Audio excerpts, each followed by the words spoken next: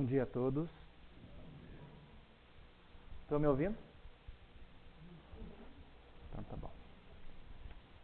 Que às vezes falha aqui. Então, se de repente minha voz sumir, vocês me avisam que eu vou para o plano B.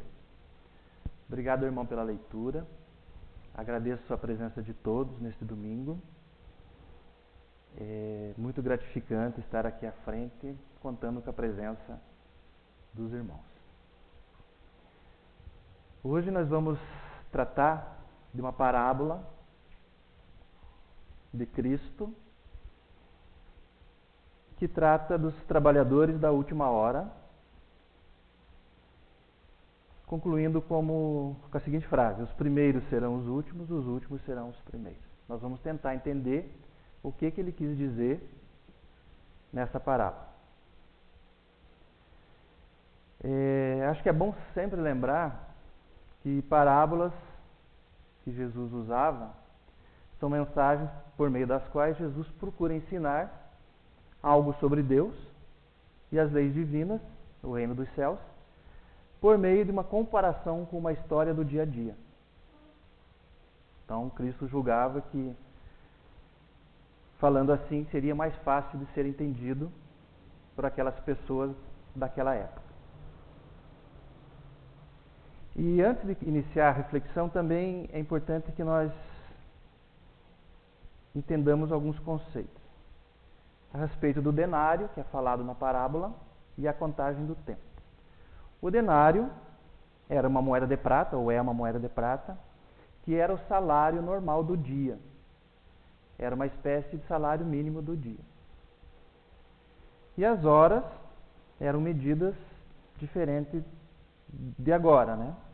Então, a primeira hora, mais ou menos, começava a contar às 6 da manhã de hoje, e assim por diante. E a 1ª hora, ou a 10ª, já para o fim da tarde, por volta das 5. Tá bom? Pai de família. Boa. Isso eles que me avisaram. Plano B? Então, conta a história de um pai de família que, na época da colheita, do trabalho na vinha, saiu procurar trabalhadores para ser auxiliado no trabalho. Os primeiros foram logo no início da manhã, de madrugada, e os últimos no final da tarde. E o que causa estranheza quando se lê de imediato a parábola é que todos receberam o mesmo pagamento. Então é isso que nós vamos procurar entender. Vamos lá.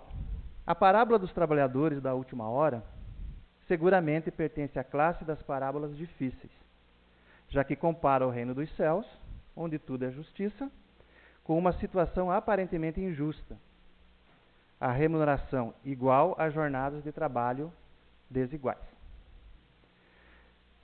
Fora isso, ou não obstante isso, a parábola contém, infelizmente, alguns pontos mais ou menos claros com os quais devemos começar nossos esforços de entendimento.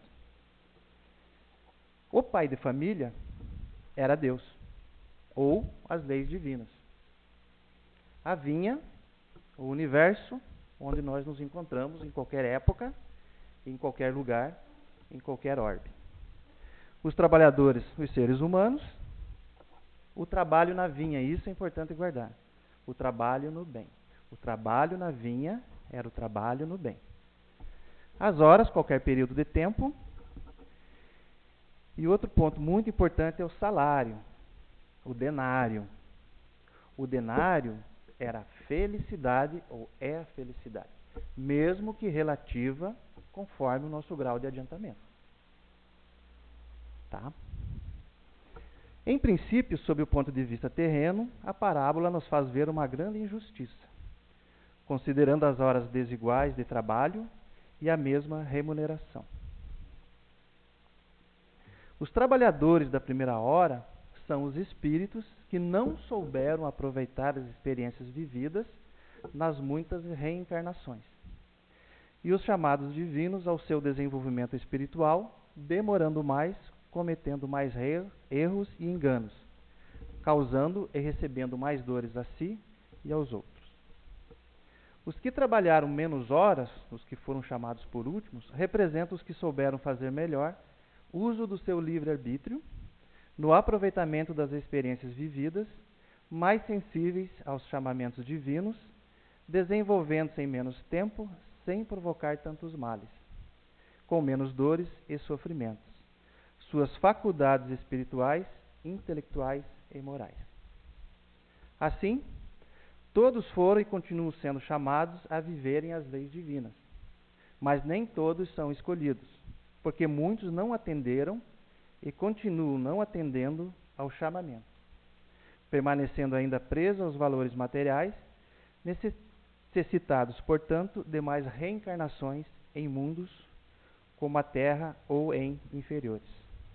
Todos, porém, em mais ou menos tempo, com mais ou menos sofrimentos, todos os que compõem a humanidade da Terra, aqui ou em outro planeta, chegarão ao seu destino traçado por Deus, que é o da perfeição e da felicidade, conforme disse Jesus. Então, isso é um apanhado geral da parábola, né? Aqueles que foram chamados primeiro, permaneceram mais tempo na vinha, mas não foram tão produtivos do ponto de vista material, na letra da parábola, e nem tão produtivos do ponto de vista espiritual, que é a mensagem de Jesus. Vamos analisar. Todos os trabalhadores precisavam trabalhar para sobreviver, como é hoje. E do ponto de vista material, não parece difícil encontrar um salário que supra as necessidades essenciais de um trabalhador. As leis humanas estão aí tentando fazer isso, embora a gente ache que não seja tão fácil de acertar. Mas do ponto de vista espiritual, todos os trabalhadores que entraram em horários diferentes, todos trabalharam com a mesma disposição e eficiência? Será? Nós, será que trabalhamos o dia inteiro, todas as horas, estando à disposição do empregador? Quantas vezes paramos para tomar um cafezinho, para dar, por assim dizer, uma matadinha no tempo? Aqueles que foram contratados primeiro, eles não tiveram nenhuma vantagem? Tiveram sim. Os que foram contratados primeiro tiveram as tarefas distribuídas ao longo do dia. Podiam ser muitas, mas não era tão pesado assim. Desde o início podiam se sentir mais tranquilos, pois sabiam que aquele dia estaria ganho, pois estavam contratados. Os que foram contratados por último passaram preocupações, angústia pela incerteza de não conseguir o trabalho durante quase todo o dia. Quando eles foram chamados, procuraram render. Aquela última hora foi muito trabalhada. Trabalharam sem perder tempo, queriam ganhar aquilo que lhes foi prometido. Deus, que é sábio, julga cada um individualmente, segundo nossas capacidades e conforme o empenho dessas capacidades no trabalho realizado. As pessoas que trabalham, ou os trabalhadores da última hora ou da primeira hora, são as pessoas que trabalham com as almas, ou seja, nós mesmos. Para a produção de vinho, o sumo ou o resultado espiritual. Não estamos apenas produzindo coisas materiais no nosso dia a dia. Estamos produzindo resultados espirituais junto a cada criatura com as quais nos relacionamos. Na família, no trabalho, na associação, na casa espírita. É pelo exemplo, pelo aconselhamento, pelo socorro. O pagamento por esse trabalho só há um, e ele é igual para todos. Por isso que o denário foi igual para todos. O pagamento espiritual é a vida espiritual. É o bom ânimo, a alegria, a coragem, a esperança. É o conforto dos bons espíritos. Está trabalhando bem, está recebendo bem.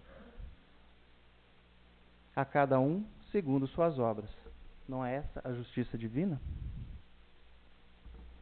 É esse o pagamento divino. Então, esse Deus é bom patrão. Ele retribui com justiça e generosidade o trabalho que fazemos, com amor qualquer que seja o tempo que formos chamados para a seara. Alguns de nós foram chamados desde pequeninos, já foram orientados pelos pais, ingressaram na seara da humanidade desde muito cedo, os trabalhadores da primeira hora. Há outras pessoas que foram chamadas ainda na juventude e outras que somente na maturidade. Então, há diferentes horas, mas isso não importa. Foi chamado, entendeu, compreendeu, sentiu o apelo espiritual, entrou na seara do bem, começou a produzir e vai receber o mesmo pagamento que os outros. Só que aquele que entrou desde pequenino está seguro desde aquela época, sabe de Deus, sabe das leis divinas. Os últimos não. Passaram momentos de angústia, de aflição, por não conhecerem a verdade, passaram por momentos de dúvida, de tristeza, de solidão espiritual. Mas, ao entrar na seara, começa a receber o pagamento espiritual. Por isso que não tem 2 salários, só há um, independente do momento que se entre na seara do bem. No momento que se tenta cumprir ou se ingressa na luta pelo cumprimento das leis divinas, o pagamento é o mesmo. Tem alguém que já está há mais tempo nesse trabalho e outros que entram depois, mas não importa, o pagamento é o mesmo. Não é pelo tempo que se julga o quão deve receber de salário o irmão.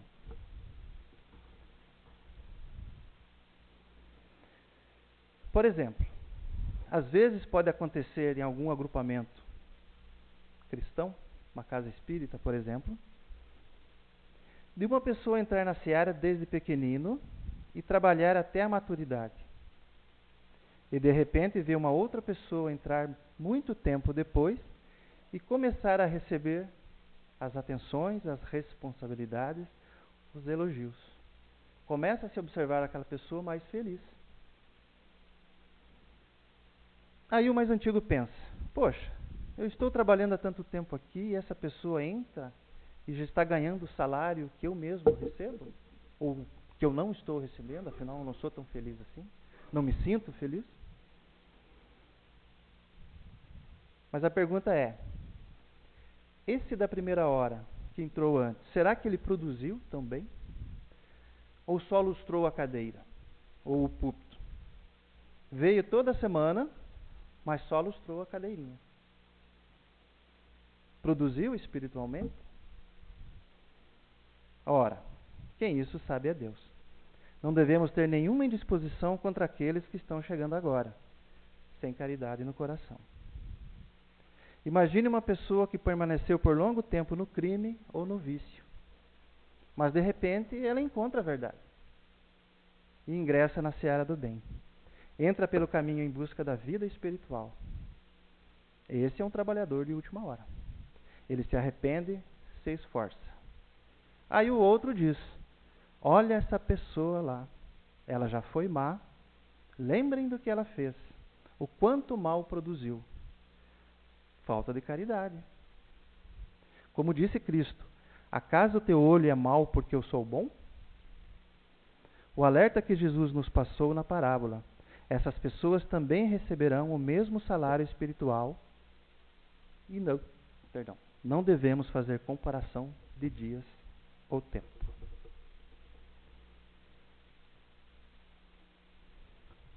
Bom, existe também uma outra interpretação, a qual eu vou entrar agora, para a gente refletir.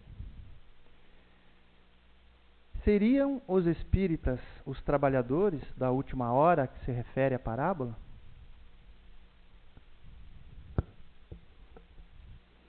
Constantino, um espírito superior que auxiliou na codificação da doutrina,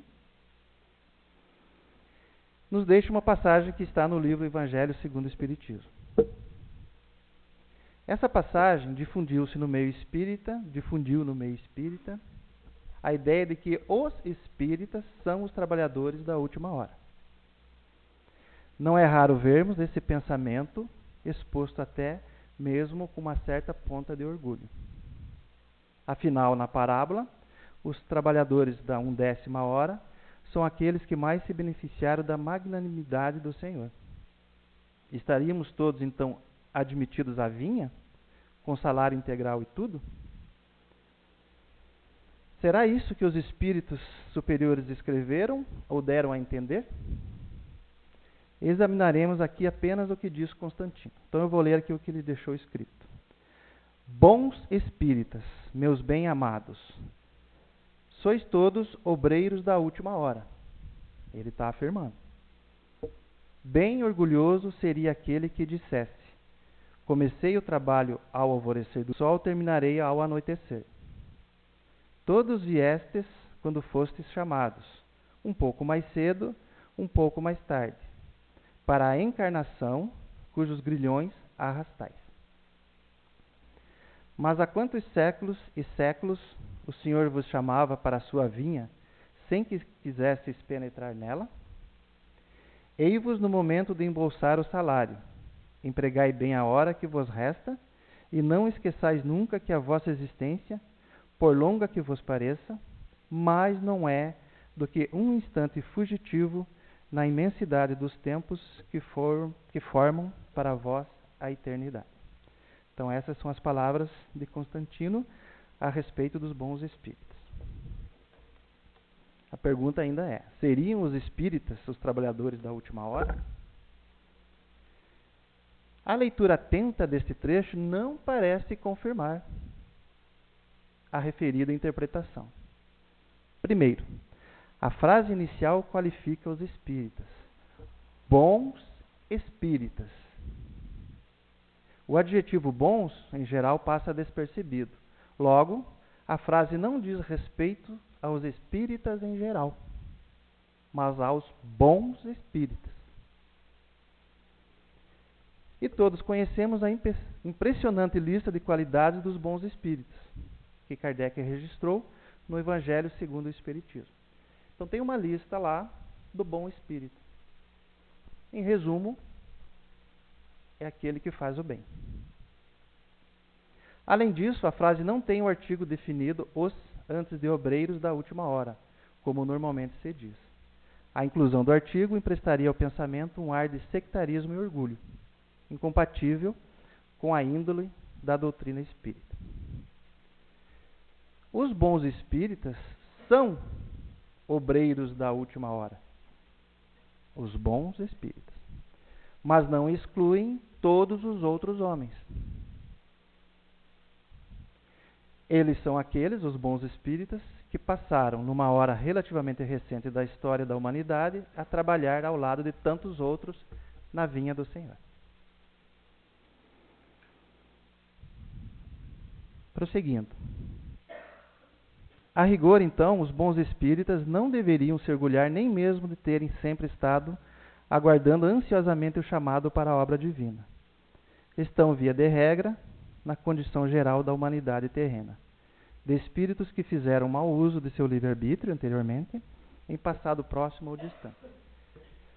Então nós temos uma coletividade e que nós nos reunimos e estudamos a doutrina espírita. Isso não basta. Para ser um trabalhador de última hora, nós precisamos ser bons espíritas. E o praticar dos bons espíritos, ele não está restrito àqueles que frequentam uma casa espírita. Porque o bem pode ser feito por todos. No entanto, o que os caracteriza, os bons espíritas, sem a exclusão de outros, é que agora já superaram aquele período de hospitalização e reaprenderam a trabalhar no bem. Esse é o seu maior salário, a bênção de já poderem trabalhar na construção de sua felicidade, mediante o amor ativo ao próximo e a si mesmos. E em que grau que nós estamos? Não é? Caberá a nós determinar pelo exame isento de nossos pensamentos e atos nossa posição nessa escala e incessantemente procurar galgar posições cada vez mais avançadas pela reparação de nossos erros, pela superação de vícios e conquista de virtudes.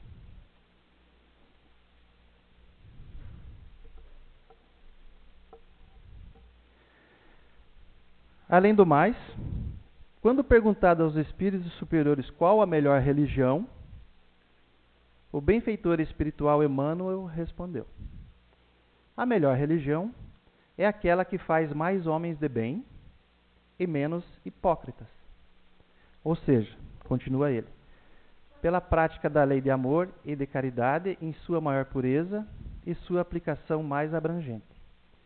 A esse sinal, reconheceis que uma doutrina é boa, já que toda doutrina que semear a desunião e estabelecer uma demarcação entre os filhos de Deus só pode ser falsa e nociva. E a respeito da religião, ele ainda traz algumas definições. Diz ele: religião significa religação com Deus ou o divino, no sentido de que o homem está afastado de Deus. Então, quando nós procuramos a religião, nós estamos procurando uma religação com Deus. E a nossa doutrina espírita, ela traz um cabedal de conhecimento, de filosofia, que, se praticados, nos encaminham. Então, desse ponto de vista, nós praticamos uma religião.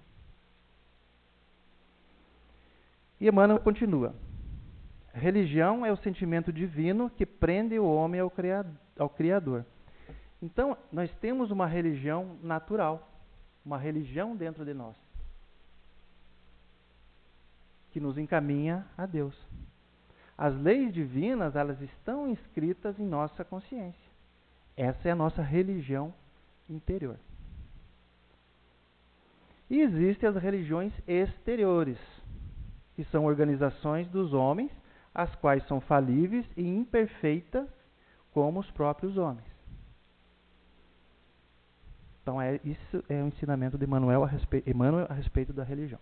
O importante para nós é a religião interior.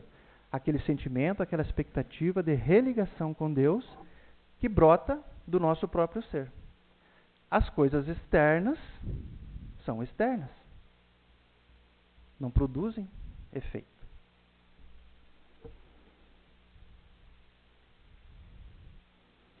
Voltando, então, para Emmanuel, melhor religião é aquela que faz mais homens de bem. Mas quem é o homem de bem? Lá no Evangelho segundo o Espiritismo, capítulo 17, encontramos o seguinte: o homem de bem. O verdadeiro homem de bem é o que cumpre a lei de justiça, de amor e caridade, na sua maior pureza. Se ele interroga a consciência sobre os seus próprios atos, a si mesmo perguntará se violou essa lei, se não praticou o mal, se fez todo o bem que podia, se desprezou voluntariamente alguma ocasião de ser útil, se ninguém tem qualquer queixa dele. Enfim, se fez a outrem tudo o que desejara lhe fizesse. Então, o homem de bem é aquele que usa, interpreta, tenta praticar a justiça humana, que é fazer aos outros aquilo, só fazer aos outros aquilo que eu faria a mim mesmo. Essa é a regra de ouro. Esse é o homem de bem. Ora, se sabemos que as leis divinas estão inscritas em nosso subconsciente e também sabemos como ser um homem de bem, então não precisamos necessariamente de uma religião externa, dogmas, ritos, para entrarmos na seara, na vinha do bem. De um modo bem radical, por esse entendimento, podemos concluir que uma pessoa que não conhece Deus, do ponto de vista filosófico ou religioso, ele pode estar muito mais engajado no bem do que alguém frequentador, assíduo de qualquer igreja e cumpridor de todos os rituais.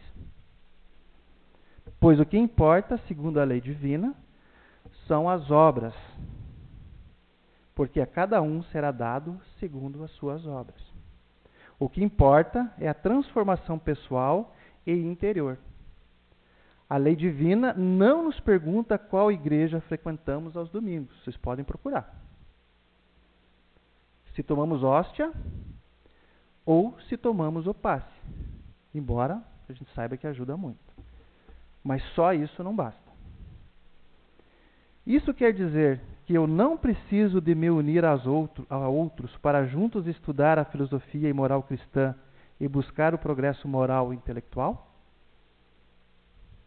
Eu não preciso me unir em igreja para buscar o aperfeiçoamento moral?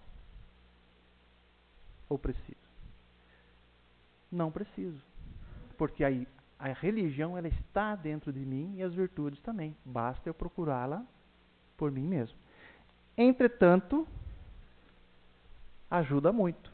Porque são nesses locais como esse que encontramos indicação, inspiração e oportunidade para pensar e praticar o bem, segundo a filosofia cristã. E vindo aqui, como hoje, nossa responsabilidade aumenta, porque justamente aumentamos nosso compreendimento e ampliamos nossa capacidade de livre-arbítrio. Aqui, amigos, nós estudamos juntos, para cada um, segundo o seu entendimento, seu raciocínio e seu livre-arbítrio, conduzir suas próprias vidas.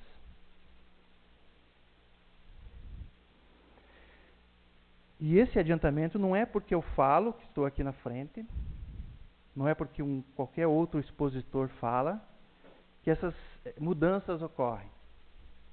Cada um deve formar seu próprio entendimento e agir conforme se decidir por si mesmo. Por isso, o livre-arbítrio. E o que eu quero dizer com tudo isso? Que não basta nós estarmos aqui tendo à disposição essa gama de conhecimento e filosofia cristã, se nós não nos mudarmos interiormente.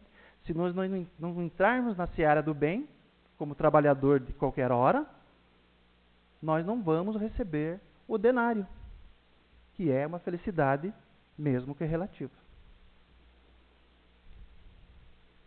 Entendido isso, vamos falar um pouquinho sobre a felicidade. Então vimos que o pai de família é Deus, ou as leis divinas, a vinha, o próprio universo, os trabalhadores, quem são? Os próprios seres humanos, os espíritos eternos, né? O trabalho na vinha é o trabalho no bem, as horas é qualquer período de tempo e o salário a felicidade. O livro dos Espíritos nos fala sobre a felicidade. Pode o homem gozar de completa felicidade na terra? Ao que eles respondem. Por isso que a vida lhe foi dada como prova ou expiação. Dele, o homem, porém depende a suavização de seus males e o ser tão feliz quanto possível na terra. Outra pergunta. Concebe-se que o homem será feliz na terra quando a humanidade estiver transformada? Enquanto isso não ocorre, pode-se conseguir uma felicidade relativa? Resposta. O homem é quase sempre o obreiro da sua própria infelicidade. Praticando a lei de Deus, nós temos comentado, a muitos males se forrará ou se livrará e proporcionará a si mesmo felicidade tão grande quanto o comporte a sua existência grosseira. Outra pergunta, depois eu comento. A felicidade terrestre é relativa à posição de cada um. O que basta para a felicidade de um constitui a desgraça de outro. Haverá, contudo, alguma soma de felicidade comum a todos os homens? Aí eles respondem sobre a felicidade, né? Com relação à vida material, o que é a felicidade? É a posse do necessário. Com relação à vida moral, que é o que nos importa, felicidade é a consciência tranquila e a fé no futuro. E o que é consciência tranquila? Aqui ela é entendida como a mente livre dos maus pensamentos, mente livre dos vícios, da inveja, do ciúme, da ganância, da luxúria. Consciência tranquila é o coração leve por estar livre de ressentimentos e por saber que se trabalha com empenho para o bem seu e do próximo. E a fé no futuro? Fé no futuro é a confiança que minha condição atual é apenas passageira e de que caminho para o progresso. Então, resumindo, a vinha, o trabalho na vinha, ele está à disposição de todos nós. E a todo momento, nós somos chamados. Alguns começam antes, outros começam depois. Alguns rendem mais, se empenham mais no bem, procuram cumprir as leis divinas, e principalmente não fazer ao outro o que não faria a si mesmo, e outros vão mais rápido. Para quem está nessa luta, para quem ascendeu para esse chamado, só existe um salário, que é igual para todos, independente do tempo. E esse salário é 1 denário. Qual denário? O denário da felicidade, que segundo as orientações dos espíritos, é a consciência tranquila e a fé no futuro. E isso tudo independe do tempo. Parece fácil a consciência tranquila, mas se nós nos prescrutarmos, será que eu não sinto inveja? Será que eu não sinto orgulho, ganância? Será que eu não sinto raiva? Será que a minha ambição não me traz transtornos? Se eu sinto isso, eu não tenho a consciência tranquila. Então, eu não estou feliz. E a fé no futuro é a confiança que minha condição atual é apenas passageira. É entender que no trabalho da vinha, eu vou progredir e vou alcançar uma felicidade cada vez mais integral. Dito isso, eu agradeço a atenção de todos e desejo um ótimo domingo. Muito obrigado.